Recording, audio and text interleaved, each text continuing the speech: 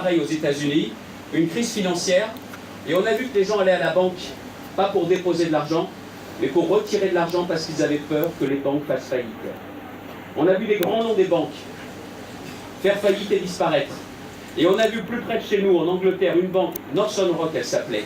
Les gens faisaient la queue pour retirer leur argent. Et moi je me souviens bien à la rentrée, il y a des gens qui sont venus me voir à ma permanence en me disant « Xavier, l'argent, il faut le laisser à la banque ou il faut le retirer ?»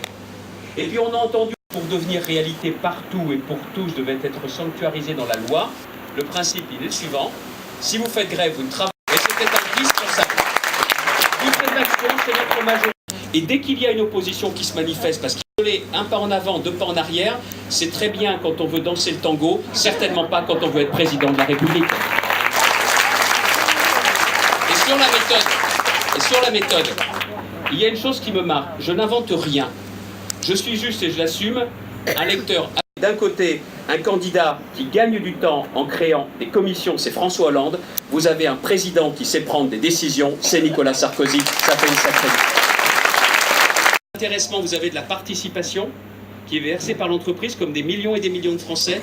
Sachez que demain, ça serait imposé comme les salaires. On ne voit plus les allocations familiales. C'est parfois malheureux de pouvoir dire que c'est au porte-monnaie qu'il faut s'en prendre.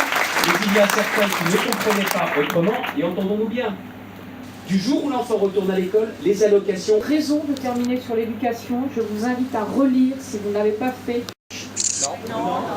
Eh bien, vous allez pouvoir le goûter. C'est une surprise imaginée par Nathalie. C'est un book... Ne nous y trompons pas. Je l'ai toujours dit que le résultat serait très serré. J'ai toujours pensé que le résultat ne se déciderait qu'à la fin, les derniers. C'est qu'il est obligé de regarder en permanence sur ses talons, M. Mélenchon. Je vous donne la dernière de la journée. Les noms d'oiseaux commencent à voler. Je vais vous dire une chose, lui qui s'opposait à de nombreux Français, je préfère un candidat et un président qui rassemblent les Français. Alors oui, Nicolas Sarkozy a besoin de vous.